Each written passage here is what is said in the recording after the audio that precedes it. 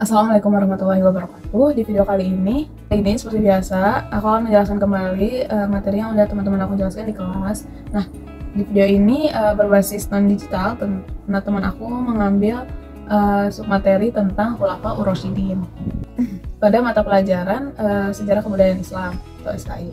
Nah, mereka menggunakan media sebagai berikut.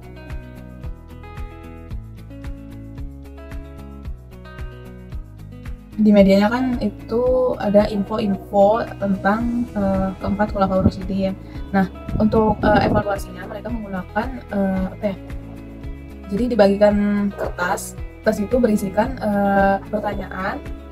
Ada yang berisikan pertanyaan dan ada juga yang berisikan jawaban. Jadi siswa-siswanya harus mencari pasangan yang sesuai. Jadi yang punya jawaban mencari pertanyaan yang sesuai dengan jawabannya. Gitu. Begitupun sebaliknya. Nah, itu ditulisnya di papan tulis pertanyaannya apa dan jawabannya apa.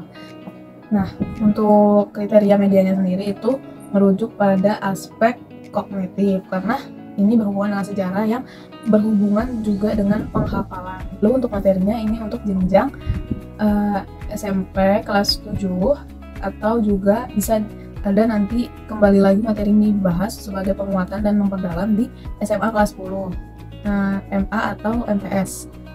Jadi 10-nya MA dan kelas 7 MTS. Lalu untuk medianya juga ini relatif murah karena sama ya berbasis kertas karena ini dibuat semenarik mungkin dengan kertas yang warna-warni. Lalu mungkin kekurangannya yaitu pada pembawaan kertas itu atau misalkan kayak pemindahan gitu. Jadi kalau misalkan si medianya dibawa-bawa mungkin lecek lah atau lemnya copot-copot gitu. Terus kalau kena air basah jadi tulisannya ngeblur, dan minusnya lagi juga ini terlalu kecil ya tulisannya menurut aku gitu.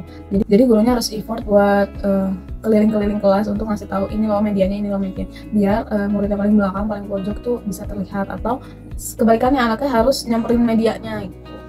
Lalu untuk evaluasinya juga bisa merangsang otak siswa gitu untuk mencari mana yang benar, yang sesuai dengan apa yang dia dapatkan. Lalu untuk penggunaan untuk guru senior, saya rasa ini sangat mudah ya untuk menggunakan. Untuk guru senior pun juga bisa mempraktikannya. Oke, selanjutnya kita akan masuk ke materi Khulafaur Rasyidin, dimana di sini aku akan hanya menjelaskan dua khalifah saja, yaitu Abu Bakar As-Siddiq dan Utsman bin Affan. Jadi yang pertama yaitu ada Abu Bakar As-Siddiq yang lahir di Mekah pada tahun 573 Masehi. Nah, dia menjabat dari tahun 623 Masehi sampai 634 Masehi. Jadi berapa tahun dia menjabat? Masa jabatannya dia sebagai khalifah? Ya, betul 2 tahun.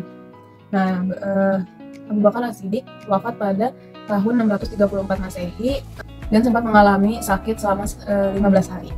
Lalu julukan dari Abu Bakar As-Siddiq yaitu Siddiq As-Siddiq itu benar. Lalu apa saja sih yang udah dilakukan oleh Abu Bakar As-Siddiq selama dia menjadi khalifah? Gitu. Pencapaian apa saja gitu yang dia lakukan dan dia dapatkan. Nah, jadi dia sudah melakukan yaitu penuntasan kelompok pembangkang gitu. Lalu mengkodifikasi Al-Quran, perluasan wilayah dari Suriah, Persia, dan Bizantium. Oke, selanjutnya yaitu ada Utsman bin Affan yang lahir di Thaif tahun 516 Masehi atau tahun 45 sebelum Masehi. Beliau menjabat dari tahun 644 Masehi sampai 655 Masehi atau kurang lebih sekitar 12 tahun. Cukup lama ya dibandingkan Abu Bakar. Lalu beliau wafat di tahun 656 Masehi dan wafat di Madinah. Julukan dari Utsman bin Affan ini adalah Dzan-Nurayn. Ada yang tahu apa? Komen di bawah ya. Oke, jadi selanjutnya itu ada pencapaian dari Utsman bin Affan gitu. Apa saja yang telah dia lakukan selama 12 tahun ini. Nah, ada yang pertama kodifikasi mushaf Al-Quran, merenovasi Masjid Nabawi, pembentukan angkatan laut, lalu perluasan dakwah Islam. Nah, jadi sudah pada tahu kan? Jadi ada berapa Khulafaur Rasyidin? Ya ada 4.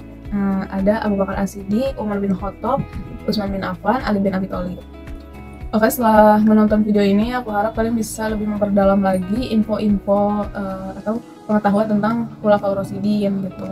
Mencari tahu lebih dalam lagi tentang Umar bin Khattab, Ali bin Abi Thalib, dan keempatnya juga lebih jelas lagi dan lebih detail lagi.